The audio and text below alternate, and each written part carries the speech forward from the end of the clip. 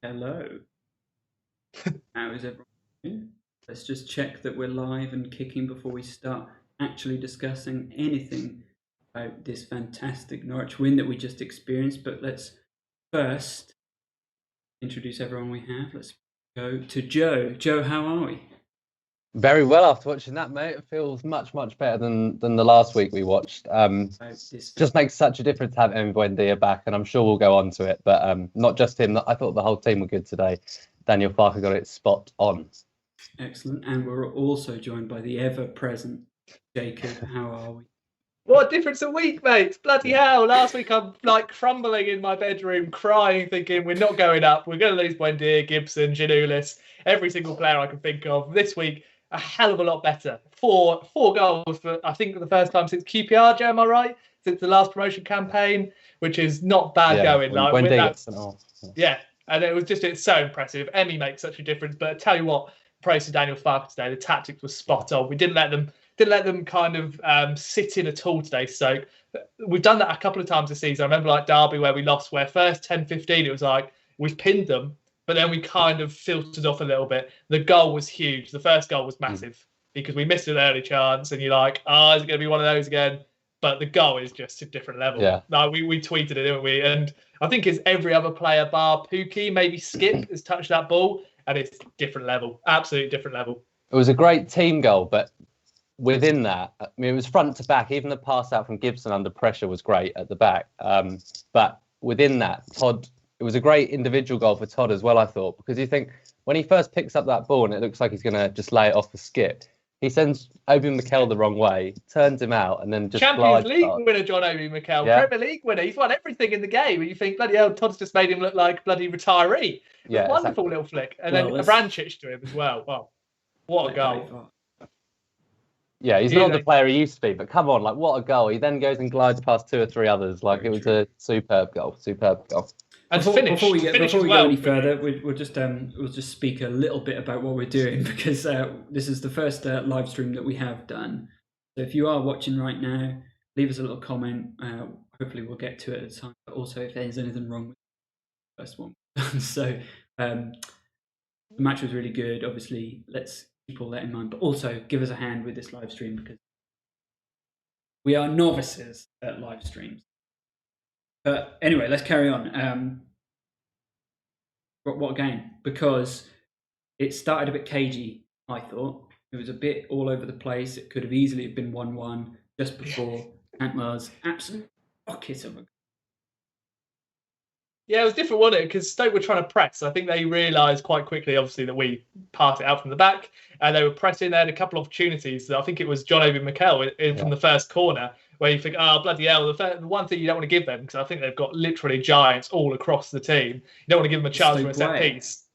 Yeah, it was sloppy, wasn't it? A sloppy one, and luckily goes wide. But I think we eventually got a hold of it very well. Like the game was there to be taken, and we got a stranglehold on it. I think, to be fair, Stoke are missing their top forward in Tyrese Campbell, and that showed. But to actually punish a team, finally, we were saying off camera, weren't we, Joe? We haven't punished a team enough this season. A couple of 2-0s, which we looked nice in, a couple of 2-1s as well, where we thought we could have kicked on. But today was the final piece where you're like, this is what we need to see more often. We still could have scored more. I was so pleased that John Obi Mikel chance didn't go in the first minute or whatever it was, because they would have just sat back then. But within sort of the first 8-10 minutes of the game, I think Pookie had 3 or 4 chances. Most of them coming from wide, like low crosses, which we don't see a lot, and we've been screaming out for it. And I think, especially in that first 15 minutes, that made such a difference, Jacob, don't you think? The movement of Pookie is still there. The finishing is still up for debate. I still think he's not playing off instinct there. But you know what? 2 goals for him will be huge, because that even before the first one, he had a couple of chances, didn't he? Like you say, where he snatched at them. But it was massive for him now. Hopefully, he can now go on the patch where you want to see him for the last 17 games we've got left now and get at least 10 goals. He needs to be hitting 20 in this league comfortably. He does, yeah. Agreed. That was the first Norwich goal in a long time, that original Cantwell goal.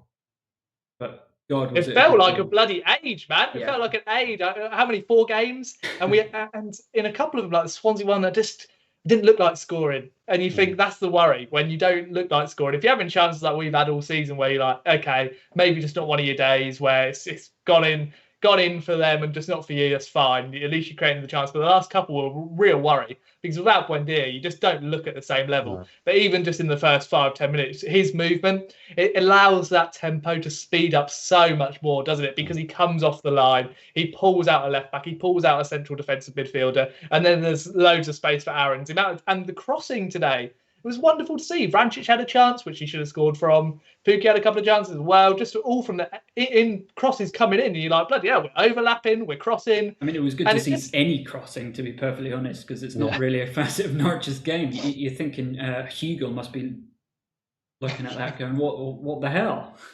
Why can't they do that when I'm in the team? I was so chuffed for Emmy because we do put a lot of pressure on him as a fan base. He's our key player. He must know that. And a lot of players in that situation, after a suspension, might come back and crumble under the pressure. But he's shown up. He's got 2 assists, one of which winning the penalty. And it was a lovely, tidy finish across the goalkeeper for his goal as well. Just what a player. And he is the difference. We've said it a million times, but it's true. He is the difference. No, he really is. It's a huge difference to have him in the side. And just you can see just with the flicks, the tricks, everything, it's massive to have that kind of confidence player in there because with a Plaheta at the minute, he just doesn't look confident. And you need someone in there who can be the difference maker. And he is, even Timu relishes. As soon as Emi Buendia's got that ball, Timu Pukki's off. And that's the difference, isn't it? Without Stiepermann in there, who is that number 10 catalyst, where Pukki's isolated without that number 10, you think, okay, we need someone else to step up. And Buendia is that man. Yeah, it's interesting how, when Buendia is fully performing, he's performing at his absolute best, is that everyone else on the pitch seems to match that level. And I think when you have a player like that with the absolute quality he does, Pukki's game improves, Vrancic's game improves, and it's now so obvious to see that when Buendia is not in that team, the whole thing goes to shit. I think Vrancic is a key difference as well. Plus in some ways. I thought Vrancic was excellent today because he doesn't want to play number 10. You can see that. His game is number 8. Let people go in ahead of him and he picks the passes. But it was kind of a 3 today, wasn't it? Rather than him being the furthest. I thought that worked a lot better because there was different movement. Kenny came forward at times as well. But Mario got into the box later than what sometimes he has been in other games, where in terms of he's just been kind of static. But that third man run, which is so key at this level, especially against a defence which is either A, massive, or B, just happy to defend, which is what we struggled against so many times, or come up against so many times. That is the difference. Just that man breaking from midfield, because it's not expected, is it? The base formation is not expecting a third man run. So to have that, and again, he had a couple of chances today. The flick for Cantwell's goal was wonderful. And all in all, it was just such a better performance. And one where you think, if you play like that for 10 of the remaining 17 games, you go up comfortably. Did the second goal remind you of the Man City goal when Emmy nicked it off? I think it was Otamendi and squared it. Very much like that, wasn't it? And that's what he's so good at. That's what I think whoever gets him in the future, whatever huge club gets him, they'll be surprised by just his monumental work rate. I've never seen a player who plays in his position work as hard as he does. Because he chases everything, doesn't he? And that not just going forward, going back as well. In the second half, I believe it was, he had a shot. There's a corner come in. They've smashed a shot and he's blocked it. And that just epitomises what he's all about. And it's brilliant to see, to be honest. It was a fantastic game. There was a little bit of a nervy moment. Fletcher scoring from an offside position, but it really didn't. We should talk about their goal. Yeah. I mean, to be fair to him, the comeback, the way he's come back from that mistake, anyone can make a mistake, but bloody hell, come on, he did. That's schoolboy error in it. The way he's just come, don't pass it across your own area. You just don't do it. That's what you learn as a 5-year-old, isn't it? The first rule of defending is don't pass across your box, because no matter what, if you're trying to ping it crossfield to Max Aarons, any under hit, and Nick Powell's like, bloody hell, all my Christmases have come at once. I'll just be able to touch it down and slot it in. But no, the third goal where he comes and just that little turn of pace, that little touch to get past the Stoke fullback and cross to Emmy, that's why we've bought Dimi Giannoulis. Needs to improve on that defensive aspect for sure, because in the Prem, if he plays like that, he will be a liability. But going forward, he looks better than Quintia because he's got that little added pace.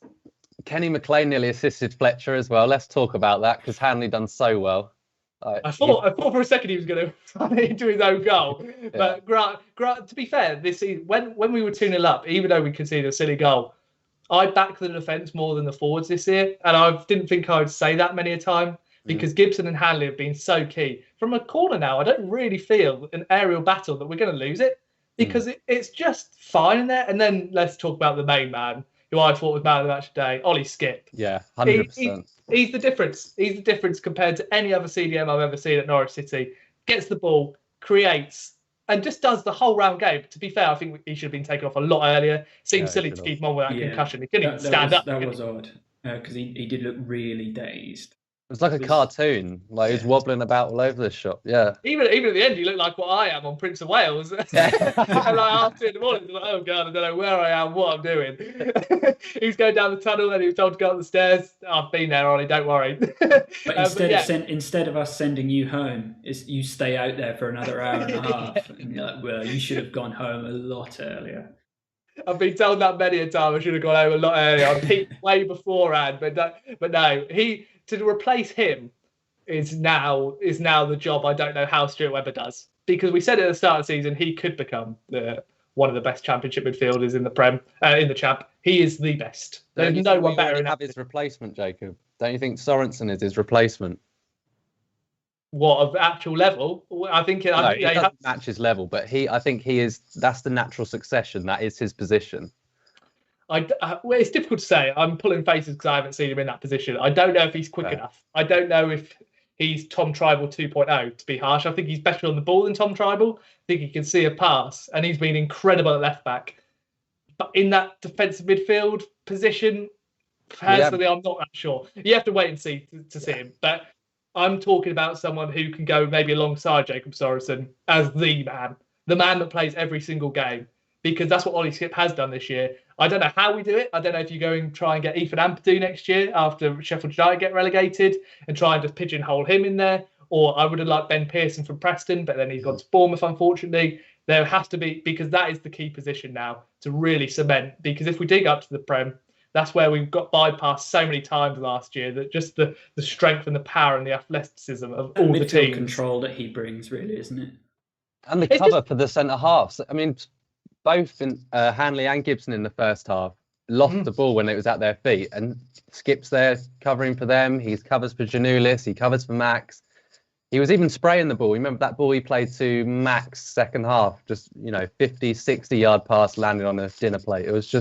He's just a brilliant player. I'd love to have him back next season, but we're speaking to a couple of Spurs fans in the group chat, and they're like, no chance. Winks is not even as good as him. Like, you're not having him back. You back him as well. In every 50-50, you back Skipp, don't you? Like, against any player, I don't care who it is. You back him to win the ball. And then the best thing is, he never looks in a rush. So he wins the ball back in his own box or anything. And you think, okay, head rush, you have to get it long. He's like, no, I'm just going to look around me. I know where everyone is. Spray there, spray there. Yeah, he's a Premier League ready player now. I don't know if he's Spurs ready. Hopefully he is. I hope he has a wonderful career. Yeah. That's a big step up. I'd love to have him next year, but I don't see it. It would be interesting to see if Norwich do go up, that maybe Spurs let him stay. That would be interesting. Just for another season, just to see if he's good and then bed him in for another season. But we've got a couple of comments. Who is better, asks Ollie, Prime Houlihan or Emi Buendia? Emi. I love Wes, and he's still killing it in League Two at Cambridge, but Emi. He's such a difference maker. And to be fair, like with Wes, he's a liability at times in the Prem, wasn't he? And so one-footed. He was the most wonderful player to ever watch for such a cheap bargain, like 250k. But Emi Buendia, I would say he's better than what we saw with James Manson here. I'd say he's the best attacking midfielder I've ever seen at Carrow Road. Agreed. Hilton says unbeaten for the rest of the season. I can't see us doing it against the Bournemouth, Watford, Brentford, so no. But otherwise, yeah, sure, why not? 9 wins, 5 draws, 3 losses. I think that makes 17 off the top of my head. That's what you need. Need 9 more wins, more importantly. That's right. And then a few more draws. then get to 90 points and you'll go up. I don't really care about being unbeaten. You're ticking them off now, so that's done. 10 gone, 9 left. 9 wins, 5 draws, you're up. And we've got a comment from friend of the show, Craig Killett, who says Jake on Prince of Wales Road is not a pretty sight. I agree with you, Craig. It's not. It really isn't. No, it is not the one you want to see on a Saturday night. I look forward to when we can all go out again, even at football, though.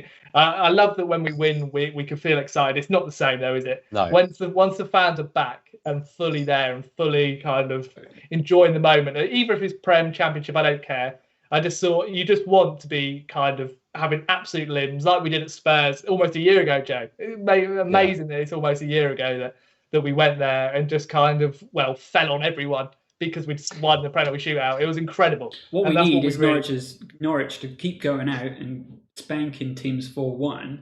Maybe we'll give ourselves a little bit of an, at the moment it was quite hard to get excited about a 1-0 at Huddersfield. It's all about those big wins, especially going into the Premier League. Really need to start performing, getting some good performances together so Premier League we don't get derbied. I was talking to my brother this morning, weirdly enough. He's on the phone and I was saying, I think we'll be all right this season. I do think we'll go up, but I'm not sure we'll romp anyone. I'm not sure we'll put 4 or 5 past people. And of course, as well as Ivan Toney, that mate. Yeah, exactly. Yeah. Another great prediction from me. So there you go. It's good for you don't do a podcast about these kind of things, isn't it? Yeah, no, at least I don't put it on YouTube for everyone to see. I don't know if you've been caught in 4K, but definitely 1080 because we caught you there. And all I'm saying is, I was miles off. Yeah, I'll take that one. Let's talk about those 2 final goals because Buendia is awesome. But Pukki getting his second is a big moment, I think, for him. I thought Buendia was going to take the pen for a second, didn't you? Yeah, he looked like he wanted it. Because he won it. It's Pukki's job. Pukki's got to take it. He's the penalty taker. Daniel Farke would have been in Emmy's ear otherwise, I think. Good penalty from a guy whose confidence doesn't look sky high at the minute, but good pen. I think he looked confident taking it, though. As soon as he stepped up, I thought goal, which I haven't thought about him in quite a while when 1-on-1. But in the penalty, I thought there's no chance Angus Gunn's saving this. He's got this nice little step up, hasn't he? Little stutter. And the thing with him is he knows how to place the ball perfectly. So that's not a problem if the ball's still. I think, 14 goals now? You want to see him hitting 22, 23. I don't think that's an expectation which is too far for a player who gets 3 or 4 a game. Chances realistically when Emmy's in the team. Pukki wasn't at the club when Angus Gunn was here, was he? There's a lot the next summer. Yeah. But yeah, good performance all round, really. And like we said, we converted the chances, which is the big thing. To score 4, it kind of puts a statement out there. Brentford play tomorrow against Barnsley, which is a really tricky game for them. Yeah, I think Brentford are on a different level this year. They're doing what we did a couple of years ago. Even if you go 1-0 down, you're still going to win 3-1 or 4-1, like they've done in the last few games. They just look on a different level. Looks like it's going to be between us and Swansea. And with their game obviously postponed today, 2 games in hand, 5 points behind, it puts the pressure on them. All we can do is keep winning. Yeah. And hopefully building up that goal difference with some big results. So who do we have next is the big question. We have, hang on, I'll tell you. It's Coventry away, which is a tricky one because obviously you have to go to St Andrews, which is Birmingham City Stadium. They're a decent team. We saw obviously when we had a massive load of injuries, it was a tricky one because whilst they didn't really create enough, they obviously got a good point for them. But these are the teams you have to go and be beaten. Whilst I worry about Callum O'Hare on that right hand side, he'll give a big threat to Giannoulis. He gave a threat to Sorensen in the first game. But these are the games you have to go and win now. We have to try and get that momentum back up again because this performance today is a statement. You then have to go and back it up on the week. I think we'll be all right. I mean, I'd back both Hanley and Gibson to deal with Biamu, who seems to start them most of the time. Like you say, Jacob, O'Hare's decent. Shame we won't see McCallum, really. He obviously won't be able to play. I'd like to see some more of him, but yeah, we won't see him. But yeah, you're absolutely right. It's one of those games we've got to win, tick another win off the list and just keep going. We've just got to grind it out now. So we've got a couple more comments. Who starts at number 10? In an ideal world, probably Steveman, but I don't think he's been on it for ages. Vrancic is good, but like Jacob was saying earlier, he just sits a bit deeper than a 10. And it works, apart from when you thread a ball down the channel for Pukki on the break and he looks a bit isolated because no one's getting into the box. That's the only time it really bothers me. But yeah, on performance, Mario, but as for a natural fit and what we've seen him do 2 years ago, probably Steveman. For 2 years, we've been asking that question. And I would say, along with Skip, that's the biggest position you've got to fill in the summer, no, regardless of what division we're in. Kieran Dow, for me, whilst he hasn't been given the opportunity to start consistently, is not the one. He doesn't beat enough players for me. He doesn't look part of the system yet. That could change. For me, I always remember as soon as we signed Kieran Dow, asked a Forest fan and a Derby fan who had him, Kieran Dow plays well for 2 minutes, scores a worldie, and for the rest of the game he goes missing. That is not the number 10 is such a fulcrum of how we play. I would love to see Kenny be able to take that because he's got the attributes to be able to beat men and go past Pukki. But I don't know. It's, the number 8 just looks more comfortable for him in the way we play. So I think. Go on. I would quite like to see Emmy have a go at it, but the only thing with that is you say it's such a fulcrum, and you're right. And with Emmy going as and where he wants, which he's good enough to do, I just wonder whether that would affect the structure a bit too much. But I would like to see him have a go at it. Daniel Farke also likes a little bit of a taller player, that number 10, doesn't he? Stiepermann, 6 foot. Vrancic, 6 foot. Kieran Dow must be near there. Kenny McLean's taller than the rest of the midfield. It's just to give that a little bit of physicality from corners and obviously everywhere else.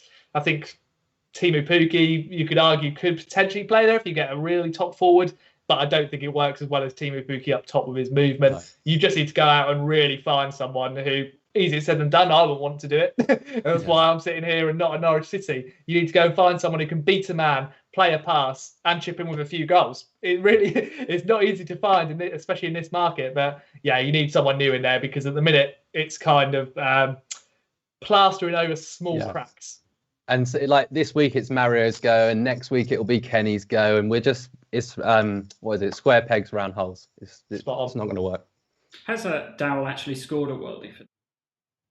No, he scored that goal for Wigan, didn't he? And that was a worldie, to be fair. He scored against Luton in the Cup, very first game of the season, which was a decent strike. And he's had a couple of decent cameos. I remember Reading away where you think he's clicked here. He's got a nice.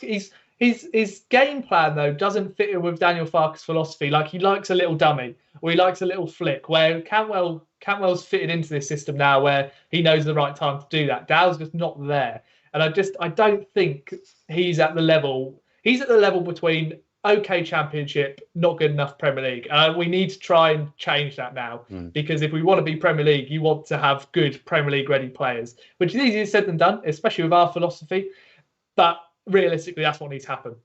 Tiny133, which I believe won our Norwich shirt giveaway, asks or says about being a bit late to the party. That's fine, don't worry. Just make sure you're here. It says cracking win today and great to see us all alive, and we appreciate that. But also asks, Giannoulis assist today, and he thought looked good. What do we all make of him? Evo Pinto has been thrown about a bit. Looks really good going forward. Not so much defensively, which I think is probably a fair assessment at this time.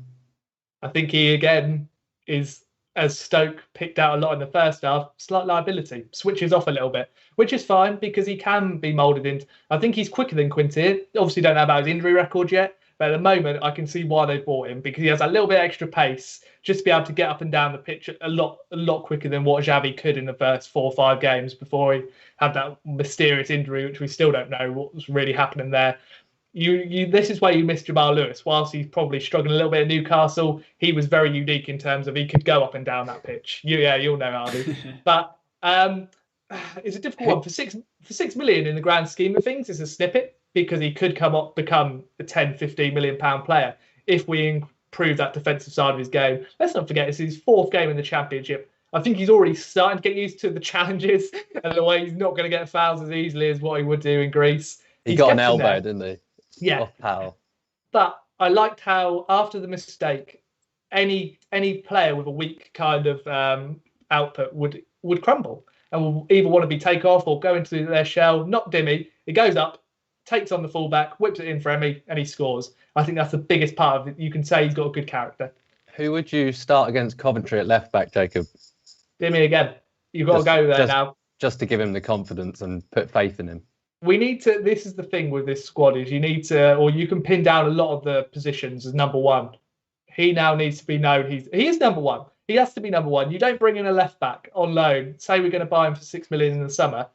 If you're happy with the Quintilla and Sorensen double act for the rest of the season, it's as simple as that. There's an obligation to buy there if you go up. He's number one. He needs to be proving that now, and he needs just that time to be given that kind of run of games to get used to English football. I mean, he's basically a left winger, really, isn't he? Who just happens to be a left back. His defensive abilities are poor. I won't put it any other ways, but going out forward, he's fantastic. I think in the Championship, that's what we have, isn't it? Our fullbacks are almost wingbacks, where they just go and keep going. If he did, go on. I can't see it happening, but if we were to go to a 5 at the back system, I do think him and Aaron's would be really good. We've said this so many times, and you're trying to get me onto the spot where I just go out for 5 at the back, because that would be the perfect system. It would be so perfect for our style, our system. You'd have Emmy in the middle, but he can float, and you'd have those wing backs going forward, bobbing forward, but then you'd have the protection of an extra man in the defence. I think that would be ideal for him. He's rubber stamped as a wing back, isn't he? Well, I think Aaron's is better defensively than him. Yeah. But yeah, slowly but surely he'll get there. And the encouraging signs are he looked good going forward, and he's quick. Well, if Daniel Farker's in the chat at the moment, just bring us a message, see what you think. Maybe we'll bounce a few ideas about the 5 at the back system. But overall, I think it was a really good game, and we did have a message back from. He did win that, and he wore it with pride today. So, Canary Cast helping the community. Don't know what else to say. Doing a bit. I think that's us done, isn't it? Is there anything else we want to talk about today? Unchanged team next time? Yeah, I think you go with what you've got. After a 4-1, it's emphatic, isn't it? And we haven't been able to say that enough this season. You go in with Coventry, you've got confidence. The main man you've got to keep fit for the last 17 is Emmy. Buendia is the difference in that. Jordan Hugh will come in for Timu if he's tired, and you can get around that. With Emmy, there is no replacement. And that you can either say is a recruitment issue, or there's just no other player that you're going to find like Emmy. Either way, he is the man. If he stays fit for 17 games, you go up. Simple as that. And let's hope Skippy is all right as well, because he did look fairly dazed even when he went off. So hopefully he's fine. He's been brilliant. But yeah, he is. Walk it off. He's going to be one of those where you hate having feelings for lone players, don't you? Because he's going back. He's going to have an incredible career. Holiday romance. It's never good. It's not never good. Short term, you think it's going to last forever. It just doesn't. But no, hopefully we go on. I think we've summarised enough as we can now. But yeah, hopefully everyone's enjoyed it. Something a bit different in it, Harvey. Yeah. Thank you for getting all done and everything. We'll keep doing these as much as we can. Let us know. Give us a message on Twitter. Say give us ideas, because we will happily take them. Tiny come back with agreed. Emmy is the glue bringing this team together, and he's creating all over the field. We couldn't agree more.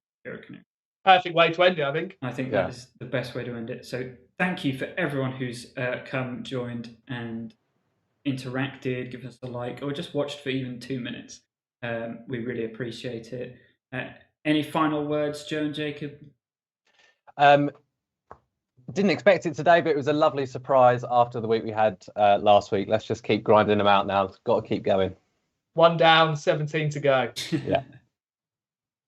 Nice one. Right. Thank you very much. And until next time. Cheers. That is.